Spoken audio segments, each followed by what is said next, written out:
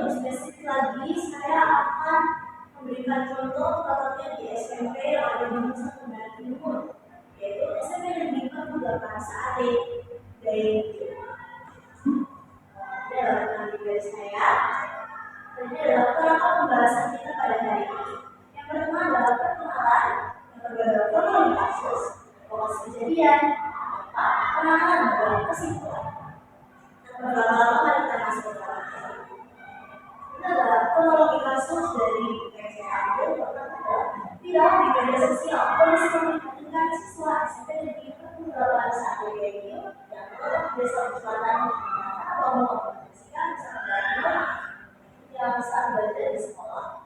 Jadi pada video sebelumnya ditunjukkan bahwa korban SMP Negeri 48 Sate itu mengalami kesulitan berat akibat terjangan angin kencang yang membuat sebagian besar atapnya lepas.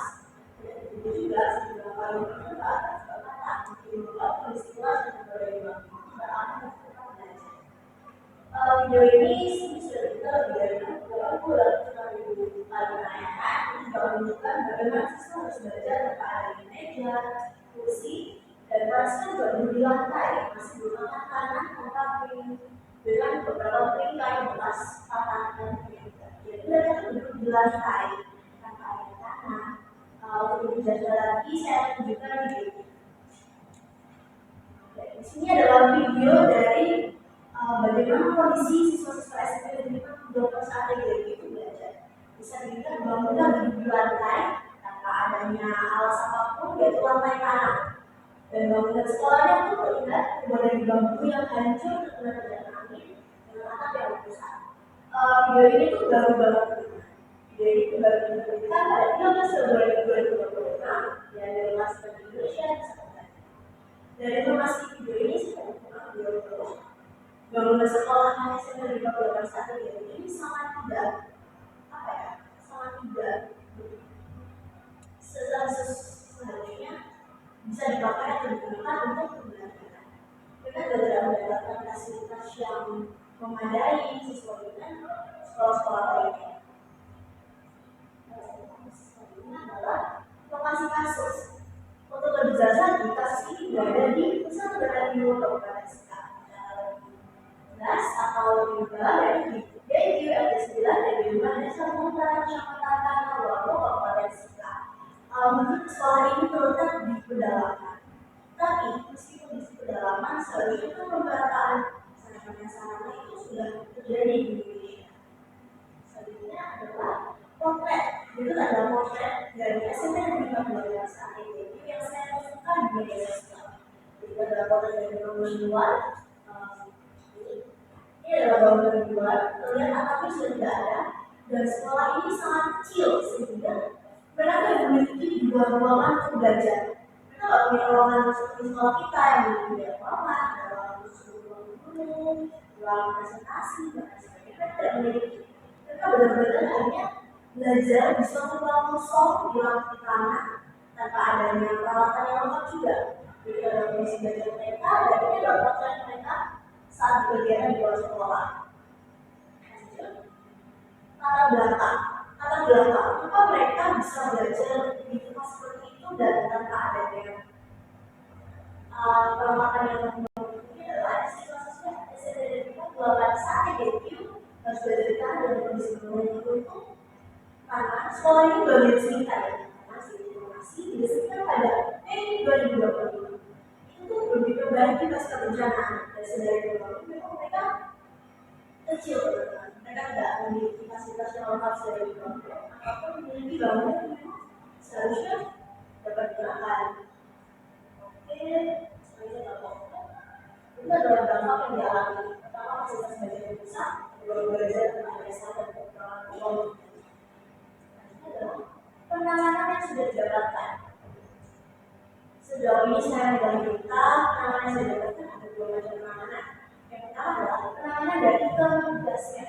Kemdikbudnya telah datang langsung ke tempat untuk melakukan peninjauan. Mereka juga telah mengalihkan pembelajaran dari sisi yang tidak digunakan ke tempat lain, yaitu NDNUI, SIKUI, Universitas Utara Selatan. Mereka juga telah menindaklanjuti kebutuhan pemerintah sarana dan prasarana pengaruh kekuatan siswa dan pemerintah.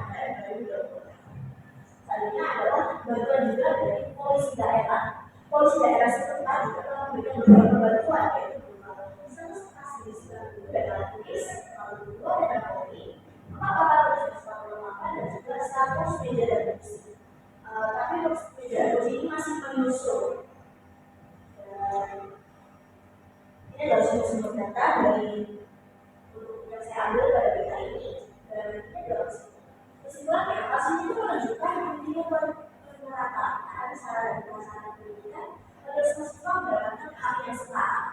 Lalu kondisi ini juga menunjukkan masih ada ketimpangan fasilitas dari sekolah-sekolah yang ada di daerah besar dan juga daerah kecil. Dan yang kedua, kepedulian masyarakat dan penyebaran informasi media sosial dapat membantu menarik perhatian terhadap masalah pendidikan. Oke, sekian dari saya.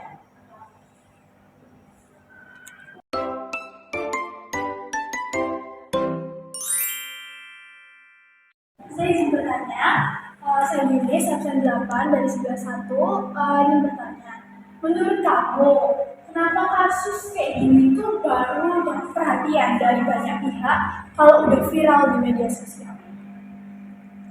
Oke, terima kasih Yunis atas pertanyaannya.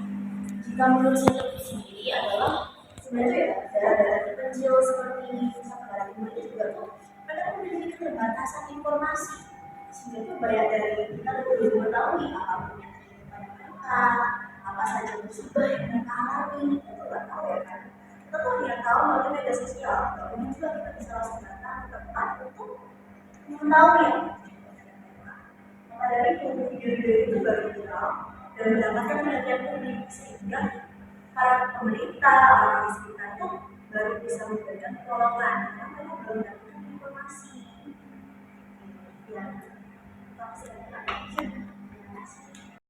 saya mengenal saya Denis dari kelas 11 Jadi kan ini kan tadi kan kamu jelasin kalau misalnya tadi ada rencana kalau misal sekolahnya itu atapnya itu bocor dan ada kerusakan-kerusakan lain kan. Itu kan pelajaran masih berjalan. Nah, kalau semisal kamu jadi kepala sekolahnya atau yang mengatur, kamu tindakan apa yang kamu lakukan jika atap ini ada kebocoran atau ada bencana-bencana lain uh, yang siswa tidak nyaman atau tidak aman, merasa tidak aman? Terima kasih atas pertanyaannya, Noel. Jika saya menjadi kepala sekolah ya, kemudian hal yang pertama saya lakukan adalah mengkhawatirkan kondisi sebagai siswa. Jadi saya akan memikirkan lebih dahulu bagaimana siswa sebenarnya. Dan setelah memikirkan saya mungkin akan lapor kepada pemerintah. Seperti sekolah ini menambahkan gaji atau sekolah ini belum untuk saya punya pertolongan agar sudah bisa terjadi. Tidak. Dan saat saya memilih tempat belajar, memerlukan laporan terlebih dahulu. Laporan kerja juga kita agar pemerintah memberikan suatu tempat untuk seluruh kita dalam belajar secara tatap muka. Karena kalau misalnya kita belajar secara dari rumah, kita tidak bisa memastikan apakah mereka belajar sesuai dengan apa yang diberikan arahan atau mereka tidak belajar. Kalau dari kebutuhan belajar melalui sekolah. Mungkin itu sebenarnya. Oke, terima kasih. Jadi menurutnya saya dari Pak Lensky dari kelas 11 nomor absen 5. Boleh kembali ke kesimpulan? Kasus ini menunjukkan pentingnya pemerataan sarana dan prasarana. Kalau menurut kamu, apakah sarana dan prasarana itu mempengaruhi psikologis siswa dalam belajar? Seperti kalau mejanya jelek, aku malas belajar atau nggak ada tempat, aku malas belajar gitu atau gimana? Kalau menurut kamu? Menurut saya pribadi, sarana prasarana itu selain membantu siswa untuk belajar, itu juga menjadi satu hal yang sangat dibutuhkan. Yang pertama, sarana prasarana itu membuat siswa agar lebih nyaman dalam belajar. Tanpa ada itu tidak hanya belajar. Kalau ini kamu disuruh belajar itu harus di lantai, karena tersebut tidak dapat dipastikan bersih atau tidaknya, itu menjadi atau tidak tahu. Lalu selanjutnya, apakah kamu bisa berkonsentrasi tanpa ada sarana dan prasarana yang lengkap? Kalau saya sendiri nggak akan bisa berkonsentrasi. Jadi untuk sarana dan prasarana ini sangat diperlukan agar siswa itu lebih nyaman dalam belajar, konsentrasi dan mereka tuh nggak perlu memikirkan hal lain kayak aduh nanti kalau sekolah capek deh gitu kan nggak apa kan nggak enak juga ya tapi tuh nggak sedikit juga siswa tuh malah menjadikan hal itu sebagai apa ya langkah awal mereka aku sekolahnya aja udah kayak gitu aku nggak mau kayak gitu lagi aku mau sekolah yang bagus di masa depan nanti jadi mereka lebih mungkin rajin belajar mereka berusaha agar mereka mendapatkan fasilitas yang lengkap nantinya jadi itu seperti waktu beberapa siswa tidak pikir bahwa itu akan menjadi hal yang baru bagi mereka dan mereka juga berpikir menjadikan awal bagi mereka karena sudah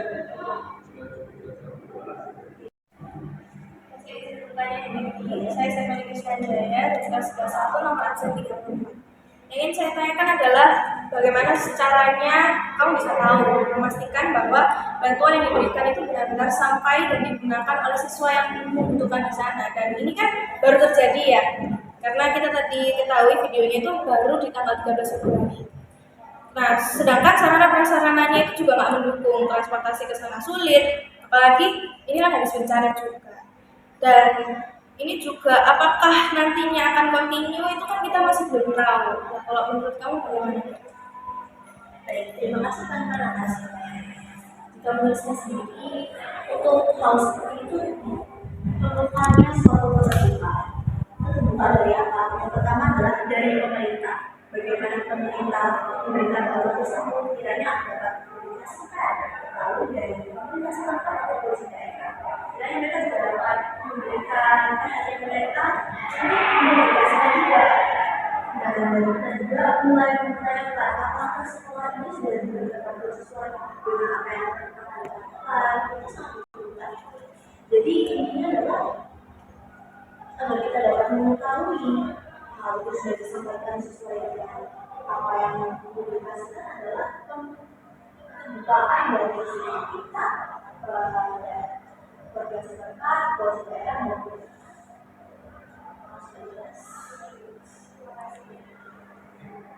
baik, terima kasih teman-teman telah memperhatikan saya dari awal dari presentasi hingga akhirnya dan ini adalah akhir presentasi saya. Sekian, mohon maaf jika ada salah kata. Saya ucapkan terima kasih atas perhatiannya.